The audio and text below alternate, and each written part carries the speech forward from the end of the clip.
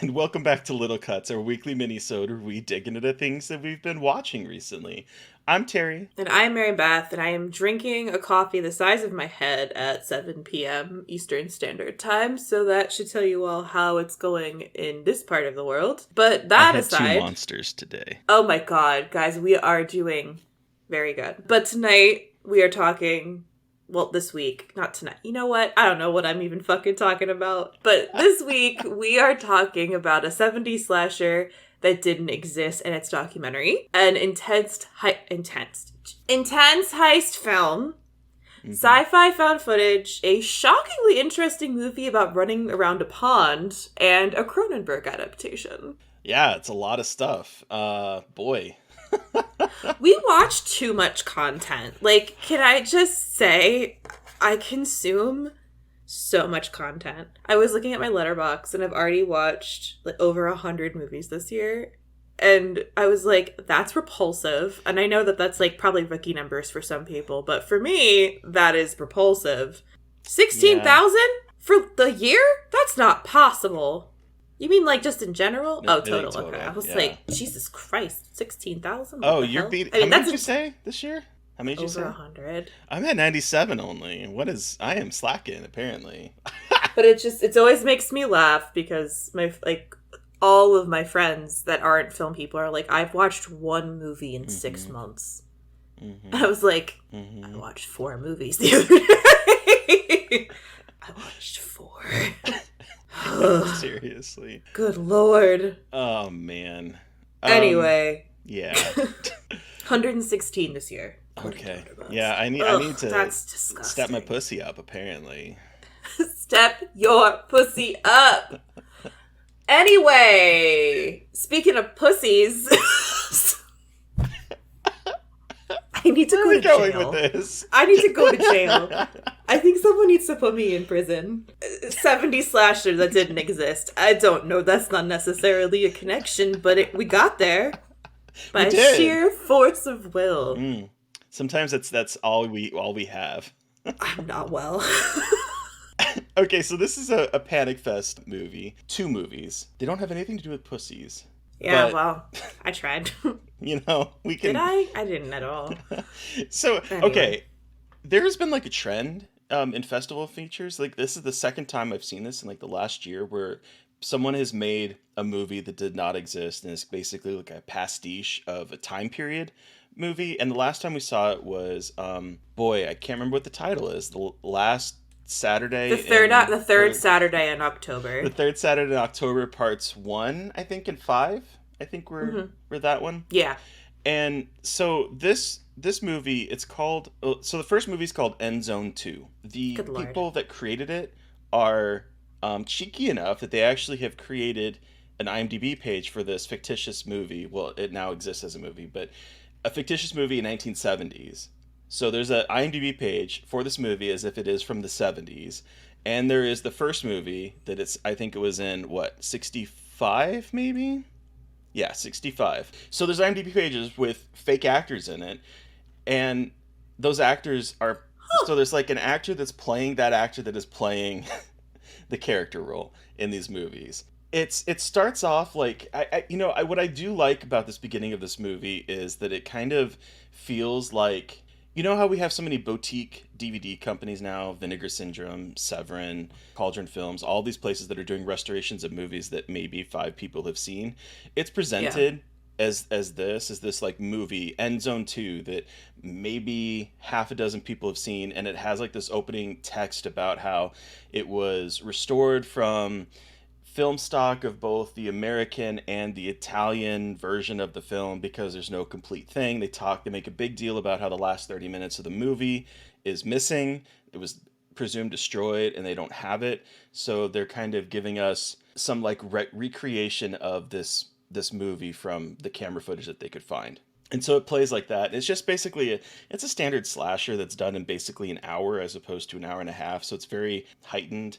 and it's all about like being the second movie in a cycle. So like the final girl from the first movie is now living with trauma, and it's like Mm-hmm. 15 years later, and there's a party going on, and there's like weird things happening, and it's sort of like doing Jason before Jason, where the first killer in the first movie was the mom of Smash Mouth, this football player who ends up getting beaten by the football players, and so she kills the football team and blends them up in a smoothie and feeds it to Smash Mouth. Like that's the kind of stuff we're dealing with here. And it's decent. I kind of wish it leaned a little bit more into it being like a recreation or like a restoration of that film. Like they make a big deal about there being like Italian parts, and you can see sort of like differences in the film stock as we move between scenes. But like I was like, ooh, are they gonna be like all of a sudden we're gonna have like Italian dubs? You know what I mean? Like I'm thinking, oh God, Tony, now here's All Star. I hate that song. I hate that song so fucking much. That's what I like to do. All Just right. murder fun. No fun.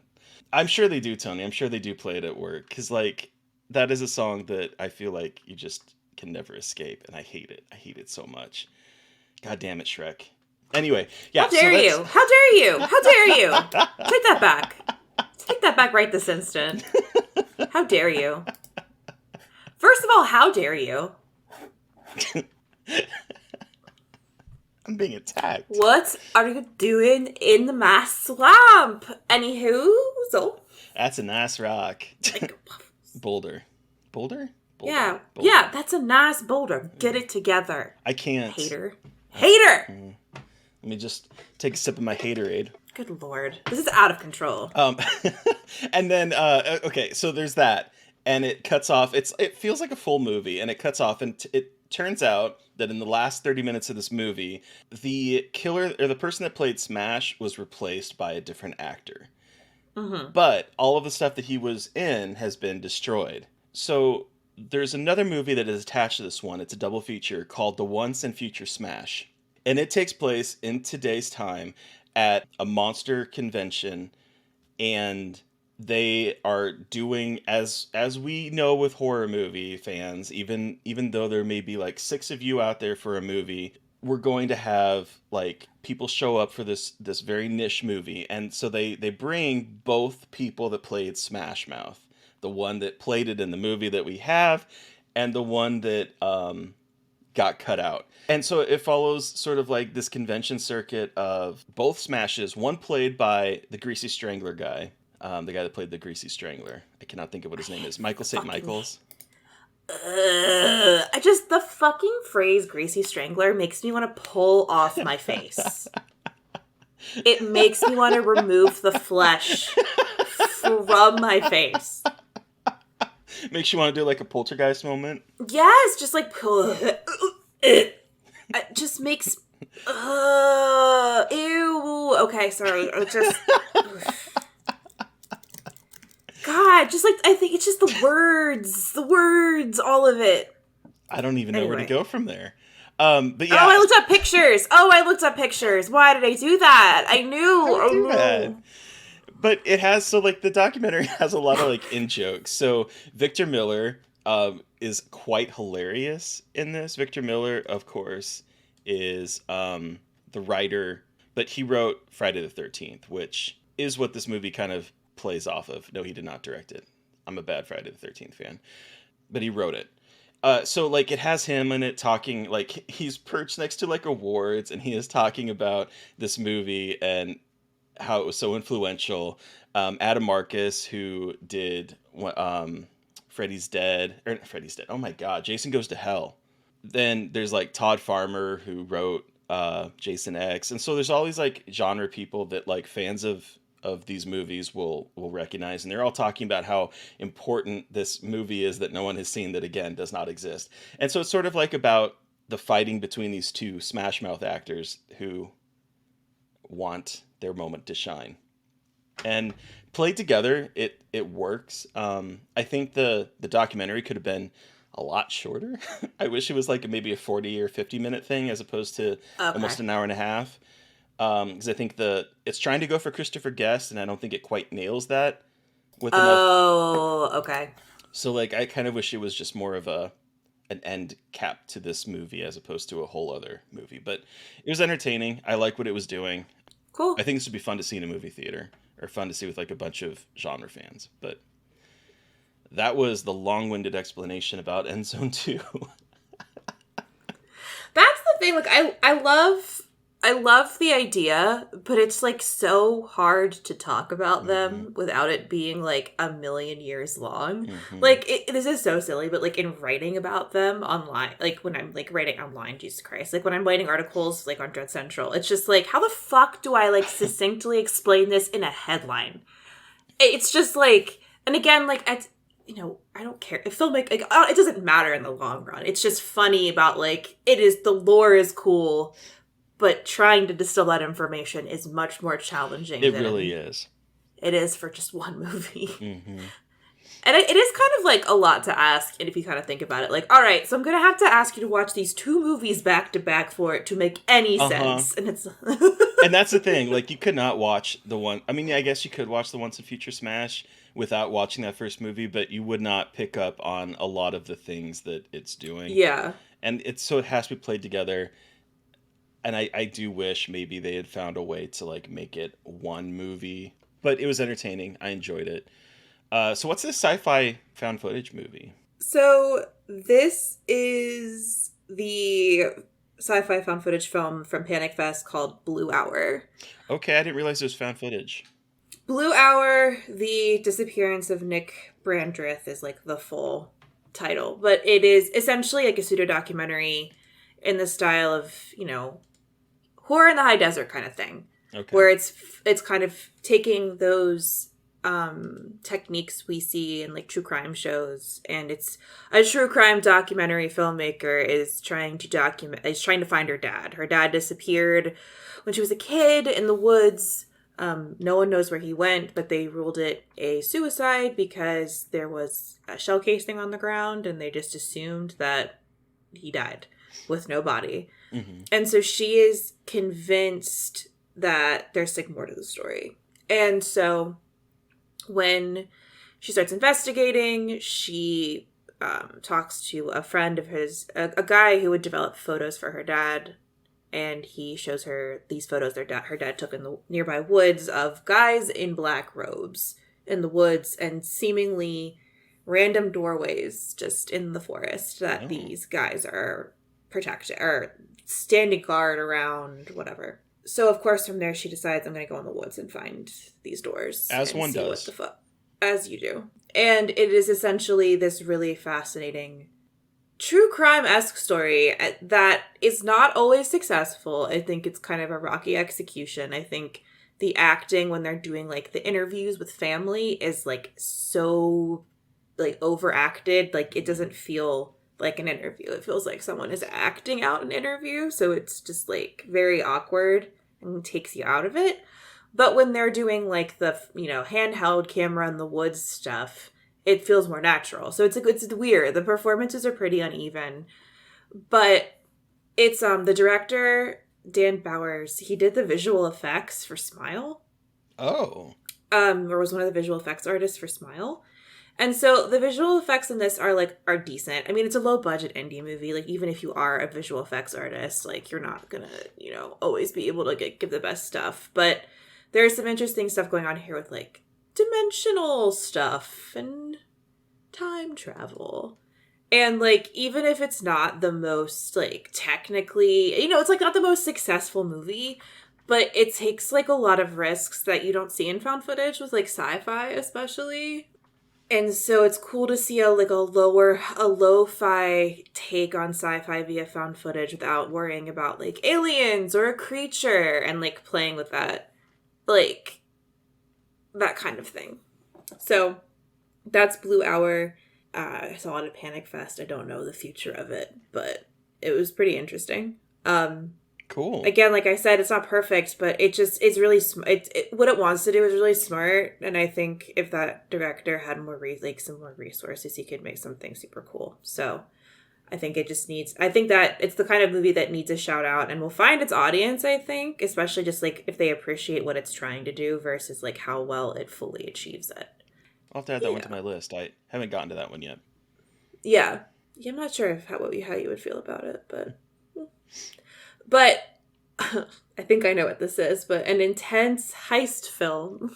Yeah, so this is one we What is both it? have seen. It Mm-hmm. is How to Blow Up a Pipeline, directed by Daniel Goldhaber. He, of course, is also the director of Cam, which is written by Issa Mize, former guest of the show, and she is an executive producer on it.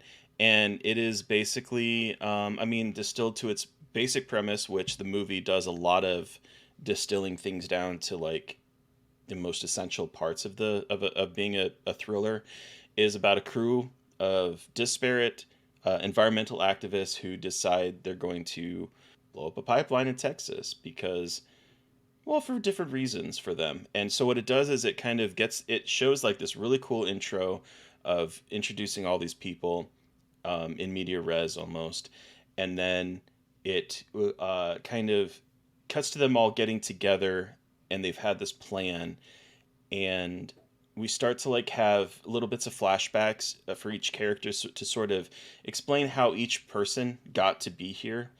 And it takes a lot of I would say it's actually kind of a subversive film on the on well it's definitely a subversive film on what it's tackling, but the way it uses the heist film, it does it in a very subversive way that had me going, okay, so when is X going to happen? And then X does Yeah. happen, but then there's another wrinkle on top of X happening. So there's like a lot of things that it plays with, so that if you've seen a lot of crime thrillers, a lot of these type of heist type films where you kind of know what to expect, it plays with that a bit. And I think it's so lean, it's so efficient, it's so intense as we get to like the final act of it, that I think it is an immense movie to watch. I will say that I was a little let down with the way it ended. It ends very abruptly for me, and it raises a lot of questions throughout, and then it doesn't ever really tackle those questions. So I think that like from that kind of perspective, it's a little hit or miss. But in terms of creating this very incendiary narrative and keeping your attention the entire time, it is completely successful. That's how I felt. What did you think about it, Mary Beth? I mean, I loved it. I had heard amazing things about it, and I was excited to see something that is like so boldly taking a stance about the environment, but not just the environment, but about like political movements and anarchy and what it means to like really try to enforce change, and the radical kind of acts of violence that are necessary to kind of stop, stop the destruction of the planet, and to stop these really horrendous systems. And I think what's really interesting is that this is kind of like the most mainstream way you could do it. And I know that, like, which is like, I know that again that sounds silly, but like so it's based on a book that's actually like, I'm pretty sure it is like not, it's a nonfiction book. Hold on. Yeah, so it's a nonfiction book where it's basically the author Andreas Malm talks about, it's basically they're criticizing the way that people are trying to do climate activism, and how and like why sabotage is necessary. This movie basically takes like the conceit of the book, which is nonfiction, and makes it into the heist movie. And I think that with it being a heist movie, it makes it kind of digestible. Mm-hmm. And but I think that's a good thing. I'm not criticizing that. And I think that and I think like my biggest criticism is also the end and how the way it ties up. Mm-hmm. But I think regardless, like, it is incredible that this kind of movie that is very much encouraging environmental terrorism, fuck yeah, is like getting so much attention, because it's like, it feels like a horror movie. It feel like the score, you can tell that Goldhaber obviously comes from horror because of the way the score and the tension builds up, and like obviously these kinds of heist movies are tense, but I just think that the way that all of the elements come together feel very horror-ish, and like the action sequences. And so I wasn't surprised, but I was still incredibly impressed with it. And it's like, if anyone sees one movie this year, I think that's probably going to be the movie to see, in my opinion. That or Hosera. But if you don't like horror movies, this is a good one. Yeah. What a great cast too, by the way. Lucas, a lot of Yeah. people we've seen in genre. Lucas Gage is in it. Sasha Lane, who was in Daniel Isn't Real, she's in it. Jake Weary, who was in It Follows as well as Zombievers, is in it. A lot of character actors from the horror sphere in the film, and I think that's what's next. Oh, a shockingly interesting movie about running around a pond. So this is another Panic Fest movie. This is Brightwood, which is another it's another sci-fi like time travel movie. So I did not mean to talk about two very similar movies, but that's kind of just how the cookie crumbled today. I was intrigued by the premise, which is literally a couple goes jogging around a pond and then they get stuck jogging around that pond and they can't escape. And I was like, all right, like this could go one of two ways. This could just be really boring, or it could As be really Tony says, a interesting. literal nightmare. It could Yeah, be. a literal nightmare. And this couple is a literal nightmare. They hate each other so much. They're fighting the whole time. And at the beginning of the movie, it's kind of like, oh my god, I'm so fucking sick of these people. Like, they need to shut up and, like, just walk into the pond. Like, just walk into the pond, please. I beg of you. But as the movie progresses, it gets more and more interesting in how it tackles, like, time loops and paradoxes. Okay. I don't want to spoil it, right? But it was gross. Oh. And I wish it had done more of that. Because the last, like, 20 minutes are really, really good. And that's, like, frustrating for a lot of reasons when you're like, come on, guys. Because it's 80 minutes long, so it's not a long movie. It could have been shorter, probably. Or they could have... at first, I was like, this could be shorter, but then I thought, well, you could just be grosser. Like, think Coco... Did you see Coco de Coco Da? Mm-hmm. So it has, like, those vibes, but not as bleak. And it is bleak, but, like, not the whole time. And I wish that it had been even more bleak. And yes, that might just be me. But I think, like, there's some really dark shit going on in Brightwood that I just think they could have done even more of. But I was actually really surprised when it ended. I was like, all right, like, that was actually quite surprising. Like, yes, this is probably a movie that was made for very little money, like, in a local park. But it was good. Like, I was quite surprised. So... that is Brightwood. It will probably get picked up by, like, a smaller company. And I bet it'll get, like, a little bit of a following. But, you know, I think it's definitely not what I expected. And I love that about film festivals, when a movie can surprise me. I mean, that's one thing I really do like about Panic Fest, is that you're going to see movies here. You're going to see festival movies that have probably come on different festivals or will be making a festival run. And then you're going to see these little weird things that... you might not ever see again, or like it's something that you won't see anywhere else. And I think is it Brightwood? Is that what it's called? Yeah. I think that one has hit a couple different festivals up to this point, because it's gonna be at Salem. Okay, because that name just keeps like ringing a bell with me, or the premise keeps ringing a bell with me. Yeah. But like this is the kind of stuff that I do like about Panic Fest, is these little weird movies about people getting stuck around a pond or something. Like they always have those types of films, and I appreciate that. Yeah, exactly. So I mean, I wanted to bring it up to give it a little bit of love, because I hadn't really heard anyone talking about it. So we'll see what its future looks like. And then let's finally end on something we both have seen as well. What's this Cronenbergian Cronenberg adaptation? Not Cronenbergian. It is literally an adaptation of Cronenberg. Yes, this is the Dead Ringers adaptation on Prime Video, which is out now as of the publication of this episode. Can I just say how exciting it is that we've had From and now Dead Ringers? Like, horror TV and Yellow Jackets is going on at the same time. Horror TV is killing it right now. It sure fucking is, which is great. And Servant just ended. Gotta throw that in there. Hell's Paradise, new anime. Very good, very creepy. Haven't talked about that on the show yet. Next week. All right, anyway, Dead Ringers. There's too much content. Too much content. But, so, Dead Ringers is a show written by Alice Birch, which is based on the David Cronenberg film of the same name from 1988. which is about the Mantle twins, twin gynecologists who are, in the movie, obsessed with female anatomy and the idea of mutant. Have you seen this one yet, Terry? I'm Nope. so sorry. I can't Sure fucking have not. remember I have not where gotten. you are at. It's really kind of funny to me that I have now seen this adaptation. Most of it, I haven't finished it. Most of this adaptation of a movie that I have never seen because we haven't gotten to it yet. But so the twins in the movie are played by Jeremy Irons, and in this series, which is 6 episodes, the Mantle twins are played by Rachel Weisz, the queen of my heart and soul. And here listen to our we have the Mummy episode. I got to interview her, and I was like, "Be I know. I professional. saw. I'm like, holy. Don't cow. call her mommy. Be an adult."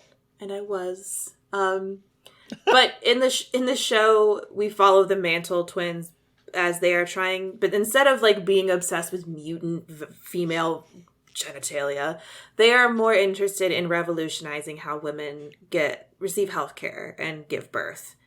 Because, as a lot of us know, birth is traumatizing and women are treated like shit when they give birth a lot of the time. And so they are trying to... I'll be honest, by the way, watching the birthing sequences in this, like, why do people do this?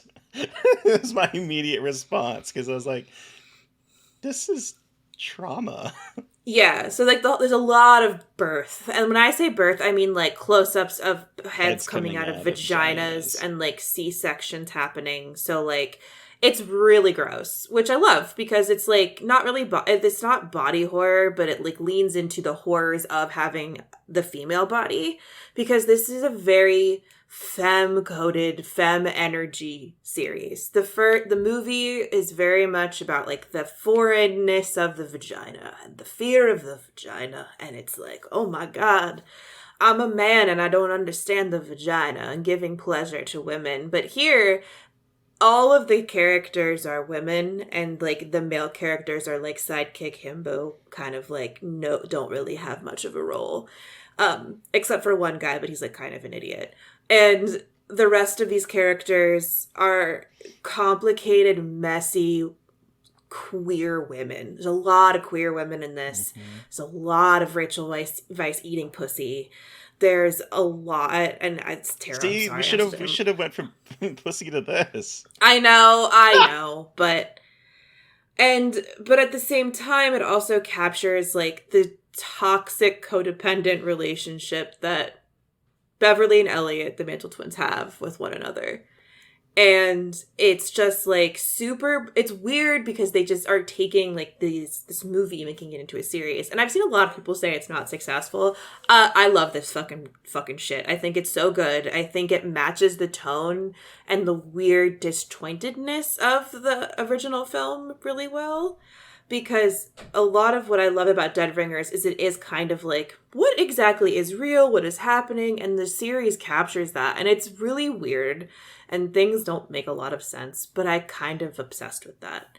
And Karen Kusama directs episode 5, which is my favorite episode, which I'm very happy about. And I just think it's incredible that this exists and that we have so many queer gay women being messy, angry little bitches who are trying to like become God, and it's really hot. I don't know if I like the show or if I just want to fuck the show, but like I don't know, man. There's something about this show that like gets me on a deep primordial level, and I don't know what that says about me because I hate birth, but just like the way that it depicts womanhood and femininity and like different kinds of femininity, and like it has its problems, but I still love it. Like, it is very cis. It's very bioessentialist in terms of, like, women and vaginas. And, like, yeah, you can argue until you're blue in the face about, like, women give birth, but trans people also give birth. So, and, like, you know, I just feel like there's so many things in the show that they touch on that I feel like you probably could have added that in just to be like, see, we are not sitting on this, like, kind of very white cis woman perspective, but it is very squarely sitting in a cis white woman perspective, and like a privileged cis white woman perspective. Incredibly so. So like I very much acknowledge that this movie is very white and very much about living in opulence, because they kind of touch on it a little bit in episode 5 about like the sacrifices that Black women have made. And I was like, okay. And then it goes away. And I was like, all right, well, we kind of got there. And then we went back to like cis white women with a lot of money and a lot of opportunities. And like, yes, Genevieve, who is a love interest of Elliot, is a Black woman, but there's a lot of really weird politics around that treatment as well. And so it's just, it's interesting. I know that not every show can hit on everything, but I think with this statement it is trying to make, it feels very weird to have it be so centered in that perspective, if that makes sense. No, it does. Absolutely. I was actually kind of surprised when we're going through a bunch of birthing montages in the beginning that they were very cis focused. Like, I was like, why aren't we at least showing the differences of pregnancy? Because it's not just and like the vagina. Yeah, it is like it's it doesn't think about that. It doesn't. It's very focused on like trying to be very like wealth, like exploiting the wealthy to do good, but it doesn't go far enough with that message.